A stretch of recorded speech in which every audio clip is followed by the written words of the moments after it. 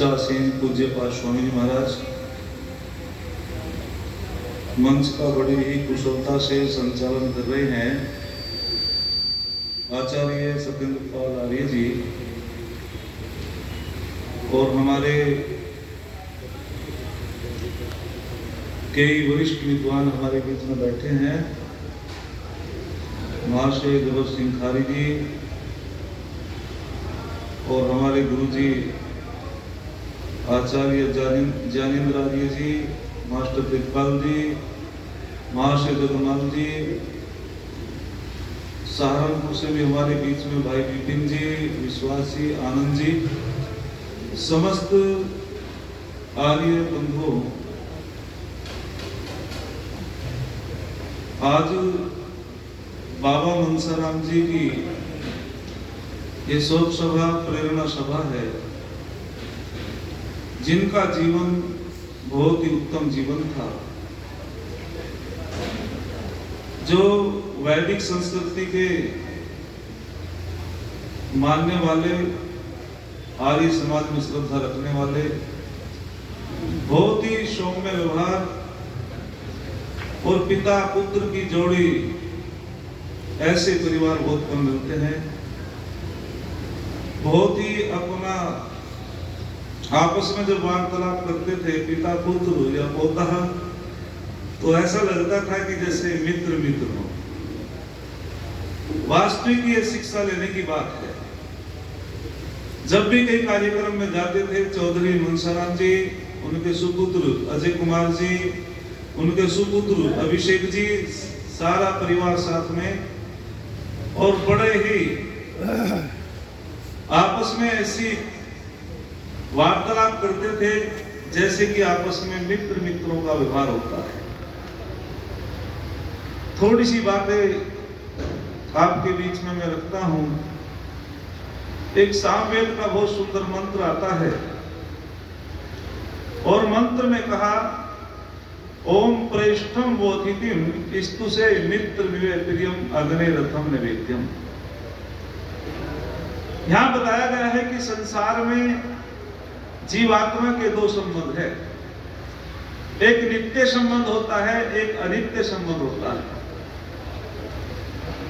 और जो सबसे प्रिय संबंध होता है वो किससे है? अनित्य संबंध जो जीवात्मा का है वो संसार से है, भौतिकता से है। अनित्य का मतलब होता है कुछ समय के लिए छूटने वाला, हमेशा नहीं बने। चाहे पिता पुत्र का संबंध हो, कोई चाहता है कि मेरा पिता मुझे छोड़ के चला जाए, कोई नहीं चाहता, लेकिन वो छोड़ के चला जाता है, ये कुछ समय के लिए। एक बार पानी से पूछा एक कवि ने कि तू तो बहुत उछल रहा है। पानी ने कहा, मेरे पास में आ गया तो तुझे जला दूंगा। 1 घंटे बाद में जब वो व्यक्ति गए कविवर, तो अग्नि शांत हो गई, तो पानी भी शांत हो गया। बोले, अब तेरी उछल कूद कहां चली गई? बोले, जब तक थी जब तक अग्नि मेरे नीचे थी। तो फिर कविवर ने कहा, तो फिर इसका मतलब तेरा स्थायी संबंध नहीं था अग्नि से, कुछ समय के लिए था और उसमें उछल कूद रहा है। बस यही हम जो उछल कूद करते हैं, या हमारे अंदर मोह उत्पन्न हो जाता है कि मेरा पुत्र था, ये मेरा पिता था, ये मेरी माँ थी। अर्थात जब हमारी माँ थी तो हमें छोड़ करके क्यों चली जाती है? यदि हमारा पिता है तो वो छोड़ करके क्यों चला जाता है? तो पता चला ये परमपिता परमात्मा के सब पदार्थ हैं। और जब जब हमें ये पता चल जाता है कि ईश्वरीय व्यवस्था है, ये अनित्य संबंध है, कुछ समय के लिए है, कोई भी धन संपदा साथ में नहीं ले जाता, कोई भी कितना भी प्रिय संबंध हो, कोई किसी के साथ नहीं जाता, तो ये सब छूटने वाले हैं, ये हमेशा नहीं है, ये शाश्वत नहीं है। और एक संबंध होता है नित्य संबंध। नित्य संबंध जो शाश्वत है, हमेशा है। तो मंत्र कहता है प्रेष्ठम वोथितिम, अर्थात वो नित्य संबंध किससे है? जीवात्मा और परमात्मा का संबंध है। आत्मा से परमात्मा अलग नहीं हो सकता, परमात्मा से आत्मा अलग नहीं हो सकता। वो शाश्वत है। और वो कैसा संबंध है? प्रेष्ठम, प्रिय, जो परमपिता परमात्मा को सबसे प्रिय मानता है, अर्थात ईश्वर की सत्ता को स्वीकार करता है, निश्चित रूपेण वो दुखों से बच जाता है। जो ईश्वर की सत्ता को स्वीकार नहीं करता, परमपिता परमात्मा को प्रिय नहीं मानता, उसको दुख सताते हैं। चाहता तो कोई नहीं, लेकिन दुख आते हैं। तो मंत्र कहता प्रेष्ठम बोधितिम, अर्थात वह परमपिता परमात्मा कैसा है? वह परमपिता परमात्मा प्रिय है। अतिथिम, अर्थात वो बंधन में आने वाला नहीं है। किसी समय को सीमा में बांध दिया जाता है, उसे तिथि कहते हैं, और जो किसी के बंधन में ना बंधे उसे अतिथिम कहते हैं। तो परमात्मा का एक नाम अतिथिम है, वो किसी के बंधन में नहीं आता। इस तुझे ऐसे परमपिता परमात्मा की उपासना करनी चाहिए। उपासना का क्या फल है? कहते हैं कि जैसे ठंड से आकुल व्यक्ति अग्नि की उपासना कर लेता है, उसका शीत दूर हो जाता है। गर्मी से आकुल व्यक्ति जल की उपासना करता है, उसकी गर्मी दूर हो जाती है। समस्त दुखों से जो व्यक्ति परेशान है और वो परमपिता परमात्मा की उपासना करता है, तो उसके सारे दुख ताप बोलरी दूर हो जाते हैं। क्योंकि ईश्वर तो सुख स्वरूप है, दुखों की निवृत्ति करता है। ऐसे परमपिता परमात्मा जिसका मुख्य नाम ओम है, उसकी उनको उपासना करनी चाहिए। एक कथानक मेरे बीच में याद आया। कहते हैं कि एक बार महाराजा जनक और महर्षि आज्वल, उनका आपस में संवाद हो रहा है।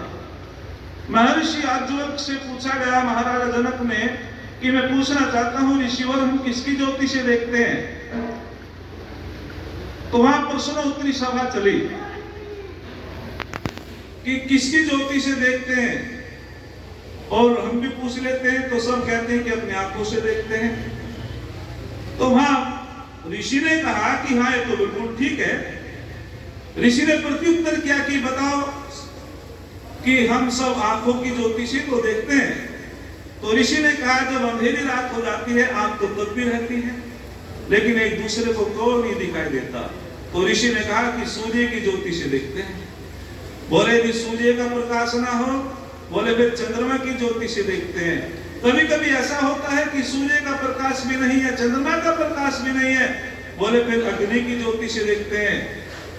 प्रश्नकर्ता ने कहा कि कभी कभी ऐसी भी एक विडंबना आ जाती है, अग्नि का प्रकाश भी नहीं है, सूर्य का प्रकाश भी नहीं है, चंद्रमा का प्रकाश है, घनघोर अंधकार छाया हुआ है, फिर किसकी ज्योति से देखते हैं? तो उन्होंने कहा फिर वाणी के माध्यम से देखते हैं। जब कोई घनघोर जंगल में भटक जाता है तो आवाज लगाई जाती है, फिर वाणी के माध्यम से देखते हैं। बोले यदि कोई गूंगा व्यक्ति हो, फिर किसके माध्यम से देखते हैं? तो फिर कहा वारे आत्मा द्रष्टव्य, फिर आत्मा की ज्योति से देखते हैं। और जो जो अपनी आत्मा को जान लेता है, वही वही परमपिता परमात्मा का साक्षात्कार कर लेता है। तो सबसे पहले हमें अपनी आत्मा को जानना है, और जो आत्मा को जान लेता है निश्चित रूपेण वही परमपिता परमात्मा का साक्षात्कार कर लेता है। जब हम चलते हैं तो गमता कहलाते हैं, जब हम सुनते हैं तो श्रोता कहलाते हैं, जब हम बुद्धि से निर्णय करते हैं तो पौधा कहलाते हैं, जब मन से चिंतन करते हैं तो मनसा कहलाते हैं। ये मेरा हाथ है लेकिन मैं कुछ और हूं, हाथ कुछ और है, मैं कुछ और हूं। और उसको पुरंजन भी कहा है, पुरंजन आत्मानम रथिरम विद्धि शरीरम रथमेव तु, अर्थात ये जो आत्मा है इसको रथी कहा है, इसको पुरंजन भी कहा है। जब तक ये पुरंजन नाम का राजा इस नगरी में है, इस नगरी की शोभा रहती है, और जब वे राजा इस नगरी को छोड़ करके चला जाता है, इस नगरी की शोभा बोलो समाप्त हो जाती है। चाहे किसी का कितना प्रिय पुत्र भी हो, और फिर कहते हैं चलो जल्दी ले चलो, अब इसमें कुछ नहीं, इसका अंतिम संस्कार करेंगे, अब तो केवल मिट्टी है। इसकी कीमत कब तक है? जब तक ये जीवात्मा इसके अंदर है। तो मैं आपके बीच में बता रहा हूं, ये मेरा हाथ है, हाथ कोई और है, मैं कोई और हूं। ये मेरा सिर है, मैं कुंवरपाल शास्त्री हूं, नाम कुछ और है, मैं कुछ और हूं। जब तक जीवात्मा की सत्ता विद्यमान है, तो निश्चित रूपेण ये रथ चलता रहता है। तो कहा गया आत्मानम रथिनम विद्धि शरीरम रथ में तू, अर्थात जो ये शरीर ये कैसा है, शरीर को रथ कहा है। और याद रखना संसार के लोग रथ दो प्रकार के रथ हैं। वाहन को भी रथ कहा है, जो मनुष्य द्वारा बनाया हुआ रथ है, उसमें बैठ करके तो केवल हम संसार का भ्रमण कर लेते हैं, लेकिन जो परम पिता परमात्मा का बनाया हुआ रथ होता है, उसमें बैठ करके जीवात्मा ब्रह्मलोक तक चली जाती है, मोक्ष तक चली जाती है। तो वो कौन सा रथ है? आत्मानम रथिनम विद्धि शरीरम रथ में तू, ये शरीर रथ है, और इस रथ में जो विद्यमान है वो रथी है, आत्मा है। और इस रथ के जो घोड़े हैं वो इंद्रियां हैं, रथ का जो लगाम है वो मन है, और रथ का जो सारथी है, कुशल सारथी, उसको बुद्धि कहा है। अर्थात जिसके पास कुशल बुद्धि होती है वह मन रूपी लगाम को नियंत्रण में कर लेता है, और जिसका मन रूपी लगाम नियंत्रण में हो जाती है, निश्चित रूपेण उसके तो इंद्रिय रूपी घोड़े अपने सही से गंतव्य पे चलते रहते हैं। और जिसका मन रूपी लगाम नियंत्रण में नहीं होता है, उसका जो है इंद्रिय रूपी घोड़े स्वच्छंद होकर के वे पतन की तरफ भी ले जाते हैं। इंद्रियों का संयम ही संपत्ति का मार्ग होता है, और इंद्रियों का असंयम ही विपत्ति का मार्ग होता है। जब हम अच्छा देखते हैं तो हमको निश्चित रूप से सम्मान मिलता है, यदि हम आंखों से गलत व्यापार करते हैं तो हमको दंड भी भोगना पड़ता है। कहते हैं मैंने अपने गुरुजी से पूछा कि गुरुजी, जो व्यक्ति नेत्रहीन होता है उसको कुछ नहीं दिखाई देता, उसके लिए तो सारा संसार घनघोर है। तो मेरे गुरुजी ने कहा कि बेटा, बिल्कुल आप सही कहते हैं। और संयोगवश गुरुजी ने उदाहरण दिया कि ऋषि दयानंद के गुरु भी नेत्रहीन थे, महर्षि स्वामी ब्रजानंद और हमारे गुरुजी डॉक्टर भारतेंदु पांडे भी नेत्रहीन हैं, जो दिल्ली यूनिवर्सिटी में प्रोफेसर है। उनके सानिध्य में मुझे एमए करने का अवसर मिला, तो गुरुजी ने बड़े गजब का उत्तर दिया कि बेटे, परम पिता परमात्मा तो न्यायकारी है। अवश्य में भोक्तव्यम कृतम क्रम शुभाशुभम, अवश्य ही जैसे हम कर्म करते हैं निश्चय से हमको भोगने पड़ते हैं। जैसे जैसे हम कर्म करेंगे वो हमको निश्चित रूप में भोगने पड़ेंगे। तो गुरुजी ने उत्तर दिया कि पिछले जन्म में भी मैं वेद का विद्वान था, मैंने वेदों का प्रचार प्रसार किया, लेकिन परम पिता परमात्मा न्यायकारी है। मेरी आंखों से कोई दोष हो गया, उसका दंड भी मुझको बोलो दे दिया। उसकी न्यायकारी व्यवस्था से हम बच नहीं सकते। आपने दो शब्द सुने होंगे कि बेचारा भाग्यहीन है, यदि मैं तो आना चाहता था लेकिन पैर नहीं है। बेचारा भाग्यहीन है, क्रम भोग चक्र है। जैसे जैसे हम कर्म करते हैं परम पिता परमात्मा वैसा हमको फल भोगने को हमें मिलेगा, उसकी सत्ता से बच नहीं सकते। जीवात्मा कर्म करने में स्वतंत्र है, फल भोगने में परतंत्र है। कि बेचारा भाग्यहीन है, आहुति देना चाहता था लेकिन हाथ नहीं। बेचारा भाग्यहीन है, दान करना चाहता था लेकिन धन नहीं। बेचारा भाग्यहीन है, आंखों से विद्वानों के दर्शन करना चाहता था लेकिन नेत्र ज्योति नहीं। बेचारा भाग्यहीन है, वेद मंत्रों को सुनना चाहता था लेकिन सुनने की शक्ति नहीं। लेकिन एक शब्द और सुना होगा कि नाराज कर्महीन है, सारा शरीर स्वस्थ है, लेकिन फिर भी वैदिक सत्संग में न आकर के गलत बात पे ही चलता रहा, धन का दुरुपयोग करता रहा, अपनी जिज्ञा से दूसरों की आलोचना ही करता रहा, आंखों से गलत व्यापार करता रहा, कानों से आलोचना ही सुनता रहा कि नालायक कर्महीन है। उसको निमंत्रण भी दिया था लेकिन अच्छी जगह नहीं आता, शरीर भी स्वस्थ है, धन भी है, लेकिन कभी दान नहीं करता। तो क्या कमाल की बात कहते हैं विद्वान लोग, याद रखना संसार के लोगों, जो जो व्यक्ति शुभ कर्म करता है, जो जो व्यक्ति अच्छे कर्म करता है, वही अच्छे भाग्य वाला बनता है। और जो जो कर्महीन होता है वही अगले जन्म में भाग्यहीन होता है। जो जो अच्छे कर्म करता है उसी का भाग्य अच्छा बनता है। जिन हाथों से हमको दान करना चाहिए था उनसे हम दूसरों का गला दबाते रहे, जिन पैरों से हमको अच्छी जगह जाना चाहिए था गलत रास्ते पे चलते रहे, जैसा जैसा शरीर से अंगों से हम गलत व्यापार करते हैं, परमपिता परमात्मा हमारे अंगों को छीन लेता है। याद रखना, आंखों से गलत व्यापार करेंगे वो भी हमको दंड भोगना पड़ेगा, हाथों से गलत व्यापार करेंगे वो भी हमको दंड भोगना पड़ेगा। जैसी करनी वैसा फल, आज नहीं तो निश्चित कर। तो मैं अधिक न बोलते हुए अब मंत्र के माध्यम से बताना चाहता हूं कि हम सबको चिंतन करना चाहिए, मंथन करना चाहिए। प्रेष्ठम बोधितिम स्तुसे मित्रमेव प्रियम अग्ने रथम निवेद्यम, अर्थात वह परमपिता परमात्मा हृदय रूपी वेदी में जाना जाता है और जो परमपिता परमात्मा का बनाया हुआ रथ है उसमें बैठ करके जीवात्मा ब्रह्मलोक तक चली जाती है, दोनों लोगों को सुधार सकती है। और जो व्यक्ति इस शरीर रूपी जो रथ है, इसको नाव भी कहा है, नौका भी कहा है, इसको परमात्मा ने बड़ा सुंदर शरीर दिया, इसमें बड़े सुंदर अवयव लगाए हैं, इसमें रक्त वाहिनियां भी है और इसमें ऐसे ऐसे पुर्जे परमपिता परमात्मा ने लगाए हैं, इसकी कोई तुलना नहीं कर सकते, अतुलनीय है। जैसे एक नौका होती है और नौका में एक छेद हो जाता है, छोटे से छेद के कारण वो नौका डूब जाती है, ठीक उसी प्रकार से परमपिता परमात्मा ने हमको ये सुंदर नौका दी है। और यदि शरीर रूपी नौका में छोटा सा बुराई का भी छेद हो जाएगा, बस उसी से हमारा पतन हो जाएगा, हम डूब जाएंगे दुख रूपी भव सागर में। तो हमको ईश्वर से प्रार्थना करनी चाहिए, हे परमात्मा अष्टा चक्रा नव द्वारा देवानाम पूर्योध्या, परमपिता परमात्मा ने 8 चक्रों वाली और 9 द्वारों वाला ये अयोध्या नगरी, ये सुंदर शरीर हमको दिया है और इसमें देवताओं का वास है। सबसे प्राचीन नगरी का नाम अयोध्या नगरी है। अथर्ववेद के मंत्र के माध्यम से अयोध्या नगरी का नामकरण हुआ था और वो सबसे प्राचीन नगरी मानी जाती है संसार के अंदर, अयोध्या नगरी। अयोध्या नगरी उसे कहा जाता है जिसमें देवताओं का वास होता है। देवताओं का वास कौन करता है? जो सात्विक होता है।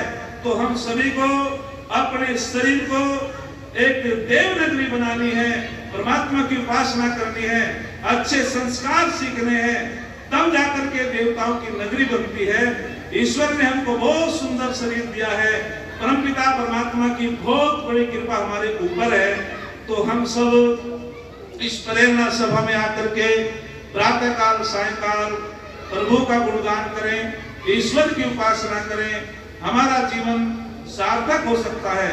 किसी ने पूछा था आत्मा के विषय में भी, एक वैज्ञानिक ने प्रश्न किया कि जी सबसे सूक्ष्म पदार्थ क्या है? बोले जी परमाणु। परमाणु किसे कहते हैं? परम सीमा अणु। जिस स्थूल वस्तु बढ़ते बढ़ते बटने की सीमा समाप्त हो जाए उसे कहते हैं परमाणु। वैज्ञानिकों ने कहा कि परमाणु से सूक्ष्म कुछ नहीं होता। हमने कहा परमाणु से सूक्ष्म भी होता है जी। बोले परमाणु दिखाई नहीं देता, परमाणु जो चीज दिखाई नहीं देती वो निराकार होती है। हमने कहा भैया जो चीज इन आंखों से नहीं दिखाई देती वो सूक्ष्म दर्शी से देख लेते हैं, और जिसका अंतिम आकार होता है उसकी परिधि भी होती है, जिसकी परिधि होती है उसका व्यास होता है, जिसका व्यास होता है वो साकार होता है। इसलिए परमाणु भी साकार है, भले चाहे इन आंखों से ना देख पाए, लेकिन परमाणु से भी सूक्ष्म होता है। आज का वैज्ञानिक तो परमाणु तक ही मानता है। परमाणु से सूक्ष्म क्या होता है? जीवात्मा। और जीवात्मा के बारे में परीक्षण किया था एक बार अमेरिका वालों ने। उन्होंने कहा कि भारत के लोग कहते हैं, वेदों में आया है कि जब जीवात्मा निकलता दिखाई नहीं देता, कि एक वृद्ध व्यक्ति था, मृत्यु के नजदीक था, तो उन्होंने एक बहुत सुंदर मजबूत मकान बनाया जिसमें वायु का भी संचार आदान प्रदान नहीं हो सकता था, और उस बूढ़े को उस कक्ष के अंदर डाल दिया, और वे सूक्ष्म दर्शी लेकर के, बड़े यंत्र लेकर के वैज्ञानिक बैठ गए कि हम देखेंगे जब जीवात्मा निकलेगा रहेगा तो उस कक्ष के अंदर ही उसे देखेंगे वो कैसा स्वरूप है, कैसे आकार वाला है। लेकिन उस बूढ़े की जब मृत्यु हुई तो कहते हैं कि वे सूक्ष्मदर्शी लेकर के वैज्ञानिक बैठे हुए थे, किसी को कुछ नहीं दिखाई दिया और एक दीवार में थोड़ी सी दरार नजर आई। इतनी शक्तिशाली होती है जीवात्मा, और वे सारे वैज्ञानिक फेल हो गए और उनको मानना पड़ा कि जो वेदों में लिखा है वही सत्य है। इसलिए आत्मा तो निराकार है, वही निर्विकार है। और मैंने कहा आत्मा से भी एक सूक्ष्म होता, बोले क्या? परमपिता परमात्मा, वो आत्मा के अंदर भी है। ईश्वर सूक्ष्म से सूक्ष्म भी है और विस्तृत से विस्तृत भी है। परमपिता परमात्मा हिरण्यगर्भ है, सारा संसार परमात्मा के गर्भ में समाहित है, उससे कुछ भी बचा हुआ नहीं है। हम क्या सोचते हैं कि मंदिर में परमात्मा है, मंदिर के सामने जाते हैं, नमस्ते करते हैं, ऐसे संबोधन करते हैं। हालांकि ईसाइयों का संबोधन है और आगे पीछे फिर हम जो कुछ हमें कर्म करना कर लेते हैं, लेकिन वो परमपिता परमात्मा सर्वव्यापक है, मौजूद है हर जगह, परंतु नजर आता नहीं। बिन योग साधन के उसे कोई पाता नहीं। ये तो साधना का विषय है। तो भाई आज इस प्रेरणा सभा में चौधरी मनसाराम जी का जीवन बहुत ही धार्मिक उत्तम जीवन, उनके पुत्र भी बड़े धार्मिक, अजय वकील साहब, और उनके पुत्र भी अभिषेक, वे भी बहुत धार्मिक। तो वास्तविक हमें अपने परिवारों में अपने माता पिताओं की सेवा करनी चाहिए। समस्त तीर्थों का तीर्थ पिता की सेवा है, समस्त देवताओं का स्वरूप माता के अंदर है। निश्चय से जो अपने माता पिता की आज्ञाओं का पालन करता है, उनकी सेवा करता है, मातृमान पितृमान आचार्यमान पुरुषो वेद, निश्चय से उनका मानव जीवन सार्थक हो जाता है। और जो अपने माता पिता की आज्ञाओं का पालन नहीं करता, उनकी सेवा नहीं करता, हम चाहे कितने भी तीर्थों पे चले जाए, हमको सुख मिलने वाला नहीं है। तो हमें अपने माता पिता की सेवा करनी चाहिए। बहुत सुंदर लिखा आचार्य चाणक्य ने, पुनर्वित्तम पुनर्मित्रम न भार्या पुनर्मयी एतत् सर्वं पुनर्लभ्यम न शरीरम पुनः पुनः। आचार्य चाणक्य ने कहा कि संसार के लोगों, आपको धन संपदा दोबारा से प्राप्त हो सकती है, आपको मित्र भी दोबारा से प्राप्त हो सकते हैं, आपको पत्नी भी मिल सकती है, लेकिन ये जो शरीर है परमपिता परमात्मा ने मानव का चोला दिया है, इससे शुभ कर्म क्या करो, ये बार बार प्राप्त होने वाला नहीं है। यदि हमने अपने जीवन को, मानव जीवन को अंधकार की तरफ ले गए तो निश्चित रूपेण हमारा बहुत बड़ा दुर्भाग्य है। ये मानव चतुष्फली कहा गया है, इस मनुष्य को चतुष्फली कहा है। एक व्यक्ति बगीचा लगाता है और 20 साल तक उसकी सिंचाई करता है, और यदि वृक्षों पर, पेड़ पर फल ना लगे तो दुख होता है, बड़ा दुख होता है साहब, कि हमने तो बड़ी जो है मेहनत की है, सिंचाई की है, खाद पानी दिया है, लेकिन पेड़ों पर फल नहीं लगा तो बड़ा दुख होता है। ऐसे ये मानव चतुष्फली है संसार के लोगों। धर्म अर्थ काम मोक्ष रूपी फल जिस मनुष्य पर लटक जाते हैं, उसका यह लोक भी सुधर जाता है, पर लोक भी सुधर जाता है। जो धर्म अर्थ काम मोक्ष रूपी फलों को प्राप्त नहीं करता, निश्चय से उसका मानव जीवन जो है बिगड़ जाता है। पूछा किसी ने कि मनुष्य किसे कहते हैं, गुरुजी ने समझा दिया कि जिसने मानव चोले को धारण कर लिया। तो शिष्य ने कहा, ब्रह्मचारी ने कहा कि मानव के चोले को तो सबने धारण कर रखा है, लेकिन फिर वेद में ऐसा क्यों कहा गया कि मनुर्भव, हे मनुष्य तू मनुष्य बन। तो तब गुरुजी ने कहा कि बेटा मैं तो तेरी परीक्षा ले रहा था, मानव के चोले को धारण करके आज तक कोई मानव नहीं बना। मत्वा कर्माणि सिद्ध्यति इति मनुष्य, अर्थात जो मनन पूर्वक कार्य करता है, धर्मानुकूल कार्य करता है, वेदानुकूल कार्य करता है, वही मानव की कोटि में होता है। और जो धर्म के अनुकूल, वेद के अनुकूल कार्य नहीं करता, वह मानवता से गिर जाता है। किसी ने बहुत सुंदर कहा था, कोयल को राग सी, भंवरे को पराग सी, कोयल को राग सी, भंवरे को पराग सी लगती है जिंदगी। पक्षियों से पूछा, उन्होंने अपने अनुकूल उत्तर दे दिया। वे अपने प्रकृति के अनुकूल जीवन को जीते हैं, सब पर संचित हैं। तो वे कह रहे हैं कि कोयल को राग सी, भंवरे को पराग सी, पतंगे को चिराग सी लगती है जिंदगी, चिड़िया को चैक सी, तितली को महक सी, मधुमक्खी को शहद सी लगती है जिंदगी।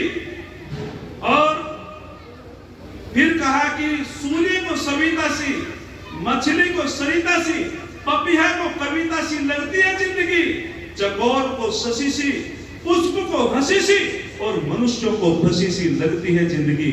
मनुष्यों को फंसी सी लगती है जिंदगी कि हम तो फंस गए भाई, अपने कर्तव्यों का पालन तो करते नहीं कि हम तो फंस गए। तो मैं अधिक न बोलते हुए, वक्ता बहुत हैं और जो भी समय दिया था आचार्य जी ने उसके अंतर्गत थोड़ी सी बात आपके बीच में रखी। एक छंद कह करके अपनी वाणी को विराम देता हूं। बहुत सुंदर कहा है, एक कवि ने बहुत सुंदर छंद माता पिता के ऊपर लिखा है। कहते हैं कि माता पिता की दुआ कभी खाली नहीं जाती, माता पिता की दुआ कभी खाली नहीं जाती, माता पिता की बद्दुआ कभी टाली नहीं जाती। मेहनत मजदूरी करके चार चार बच्चों को पालते हैं माता पिता, लेकिन चार चार बच्चों से माता पिता पाले नहीं जाते। चार चार बच्चों से माता पिता पाले नहीं जाते। आज पढ़े लिखे व्यक्ति विदेशों में नौकरी कर रहे हैं, लेकिन उनके पास माता पिता की सेवा करने का कोई अवसर नहीं, वे वृद्धाश्रम में छोड़ रहे हैं। लेकिन कोई भी गरीब माता भरी दोपहरी में पत्थर तोड़ तोड़ करके चार चार बच्चों का पालन करती है, लेकिन किसी गरीब माता ने, किसी गरीब पिता ने अपने बच्चों को अनाथ आश्रम में नहीं छोड़ा है। आज वास्तविक रूप से बड़ा दुख होता है। 15-15 दिन का बंटवारा कर लेते हैं। 15 दिन बड़ा बेटा रखता है माता पिता को, 15 दिन छोटा बेटा, और जब 31 दिन का महीना होता है तो उस दिन जो है ना छोटा बेटा बात करता है भोजन की, ना बड़ा बेटा बात करता है, वे निराहार रहते हैं। तो मैं अधिक न बोलते हुए एक छंद कह करके अपनी वाणी को विराम देता हूं।